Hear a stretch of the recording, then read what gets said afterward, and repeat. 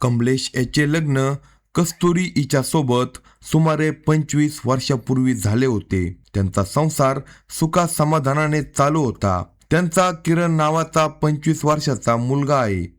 कमलेश हा तुमकुर येथे home care म्हणून कामाला असल्याने तो महिन्यातून 2 ते 3 वेळा गावाकडे येत होता. तो बाहेर राहत असल्याने त्याला दारू पिण्याचे व्यसन लागले होते. या व्यसनामुळे त्याची बायको कस्तुरी बरोबर भांडणे होऊ लागली. तो भांडणात कस्तुरीच्या चारित्र्यावर संशय घेऊन तिला मारहाण करत होता. गावात कमलेश याची वडिलोपार्जित शेती व मोठे घर आहे. कमलेश हा दारूच्या आहारी गेल्याने शेती व घर मुलगा किरण किंवा माझ्या नावे करा असा तगादा बायको कस्तुरीने त्याच्या मागे लावला होता. आपली बायको परपुरुषाच्या नादी लागली असल्याने ती घर व शेती नावावर करून मागत आहे असा समज कमलेशने करून घेतला होता. याच कारणाने तो आपली वडिलोपार्जित शेती व घर तिच्या किंवा मुलगा किरणच्या नावे करण्यास तयार नव्हता. त्यातून नवरा बायकोची भांडणे विकोपाला गेली. पै पाहुण्यांनी व कस्तुरीच्या माहेरच्या लोकांनी त्यांच्या भांडणात बऱ्याचदा मध्यस्थी केली, परंतु त्यांची भांडणे मिटतच नव्हती. नवरा आपल्या चारित्र्यावर संशय घेऊन मारहाण करत असल्याने कस्तुरी मुलगा किरणला घेऊन माहेरी तुरगट येथे राहू लागली. गेल्या 10-12 वर्षापासून माहेरीच राहत होती. माहेरी राहत असून देखील ती नवऱ्याला संपत्तीच्या वादातून त्रास देत होती. शेती व घर आपल्या नावावर करून देण्याचा हट्ट तिने सुरूच ठेवला होता. या संदर्भात नवरा व सासूच्या विरोधात कोर्टात केस घातली होती. कमलेश आपली वडिलोपार्जित प्रॉपर्टी तिच्या नावावर करण्यास काही केल्या तयार नव्हता, कारण त्याला आपल्या वयोवृद्ध आईची काळजी वाटत होती. यात काही गैर देखील नव्हते, कारण बायकोवर विश्वास कसा ठेवायचा हा त्याच्या समोरचा सर्वात मोठा प्रश्न होता. बायकोला आपली किंवा आपल्या आईची काळजी वाटत नाही याची त्याला खात्री झाली होती. त्यामुळे तो काही तिचं ऐकायला किंवा ती सांगेल तसं करायला तयार नव्हता. हे स्वाभाविकच होतं. दुसरीकडे कस्तुरीला वाटत होतं की नवरा कमलेश हा दारूच्या व्यसनाच्या पायी शेती आणि घर विकून खाईल आणि आपल्या मुलाला वाऱ्यावर सोडेल अशी तिला भीती वाटत होती. त्यासाठी ती मालमत्ता नावावर कर असे म्हणत होती, पण तो मात्र काही ऐकत नव्हता. त्याने बायको कस्तुरी आणि मुलगा किरण याला बऱ्याच वेळा आपल्या गावी येऊन राहा, आपण आपली भांडणे मिटून घेऊ असे सांगितले होते, परंतु बायको कस्तुरीने आपला हेका कायमच ठेवला होता. मग तो देखील तिला जुमानत नव्हता. दरम्यान तुरगट येथील एका इसमासोबत तिचे अनैतिक संबंध असून त्याच्यासाठीच ती माहेरी राहत असल्याची माहिती कमलेशला मिळाली. तसा तो भडकला. ती ज्या ज्या वेळी प्रॉपर्टीच्या संबंधातून त्याच्यासोबत भांडण करायला येत होती त्या त्यावेळी तो तिच्या अनैतिक संबंधाचा मुद्दा पुढे करत होता. त्यामुळे तिचे बोलणे खुंटत होते आणि भांडण धुमसतच राहिले होते. नवरा आपल्या नावी शेती व घर करण्यास तयार नव्हता. त्यातच त्याला आपल्या अनैतिक संबंधाची माहिती मिळाली होती. त्यामुळे तो काही तिला बदनार नव्हता. जास्त जबरदस्ती केली तर तो तिची बदनामी करू शकत होता. हे सगळं लक्षात आल्यानंतर बायको कस्तुरीने वेगळाच घाट घातला. तिचे खरोखरच अनैतिक संबंध होते. तिने या सगळ्यात आपल्या प्रियकराला सामील करून घेण्याचे ठरवले. प्रियकराला सांगून नवरा कमलेश याचा गेम करण्याचा प्लॅन तिने आखला. कमलेश हा गेल्या 10-12 दिवसापूर्वी गावी आला असल्याची माहिती कस्तुरीला मिळाली होती. तिने तिचा प्रियकर महेश याला ही माहिती दिली. त्याची ही ओळख कमलेश बरोबर होती. याच ओळखीचा फायदा घेत त्याने कमलेशला दिनांक 16 फेब्रुवारी 2026 रोजी दारूच्या पार्टीसाठी फोन करून बोलावून घेतले. पार्टीसाठी ते दोघे गावाबाहेर असणाऱ्या एकाच्या शेतात गेले. तिथे आधीच महेश याचा मित्र हा हजर होता. याशिवाय आधीपासूनच कमलेशचा मुलगा किरण हा देखील तिथे लपून बसला होता. हे माहीत नसल्याने कमलेश हा महेश आणि त्याचा मित्र मुतकाप्पा या दोघांसोबत दारू पीत बसला.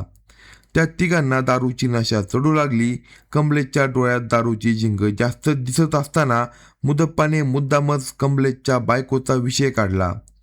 तसेच महेश आणि मुतकाप्पा या दोघांनी 2 दिवसात तुझी शेती आणि घर कस्तुरीच्या नावे केले नाही तर आम्ही तुला बघून घेऊ असे धमकावले.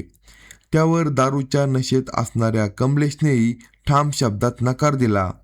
तुम्ही मला हे सांगणारे कोण? तुम्ही माझ्या बायकोचे यार आहात का?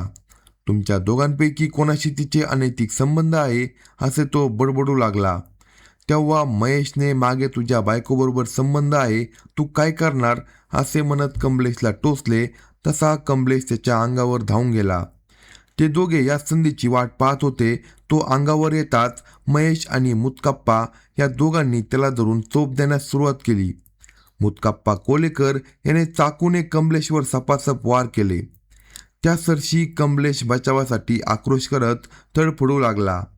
त्याचवेळी त्याचा मुलगा किरण तिथे आला. त्यानेही त्या दोघांना याला सोडू नका, मारून टाका असे सांगितले. आपल्या बापाला वाचवण्याऐवजी मुलानेच मारेकरांना प्रोत्साहन दिले. कमलेश बिचारा तडफडत होता. त्याचवेळी मारेकरांनी कमलेशची पॅन्ट खाली करून त्याचे गुप्तांग कापून टाकले. असह्य वेदनांनी तडफडत तो जागेवरच गतप्राण झाला. आपल्या हातून त्याचा खून झाल्याचे बघून त्या तिघांनीही मृतदेह मक्याच्या शेतात टाकून पोबारा केला. 2-3 दिवस या घटनेचा कुणाला काही थांगपत्ता लागला नाही. कमलेशची वयोवृद्ध आई तो तुमकुर येथे कामाला गेला आहे असे समजून गप्प राहिली होती. इकडे 4 दिवसांनी मक्याच्या शेताचे मालक चंद्रशेखर हनुमानाळ हे शेतात गेले. तेव्हा त्यांना काहीतरी कुजलेला वास येऊ लागला. त्यांनी पुढे जाऊन पाहिले असता त्यांना एका इसमाचा मृतदेह कुजलेल्या अवस्थेत दिसला. मैताचे गुप्तांग देखील कापलेले दिसत होते. त्यांनी लागलीच या घटनेची माहिती गावातील पोलीस पाटलांना दिली. पोलीस पाटील घटनास्थळी येऊन खात्री करून पोलिसांना त्यांनी याची माहिती दिली. काही वेळातच पोलीस घटनास्थळी दाखल झाले. पोलीस उपनिरीक्षक प्रवीण जीजी यांनी घटनास्थळी दाखल होत घटनेचा पंचनामा केला. मयत इसमाची ओळख कमलेश हा असल्याची पटली. घटना घडून 3-4 दिवस झाले असावे असा अंदाज आता पोलिसांनी बांधला.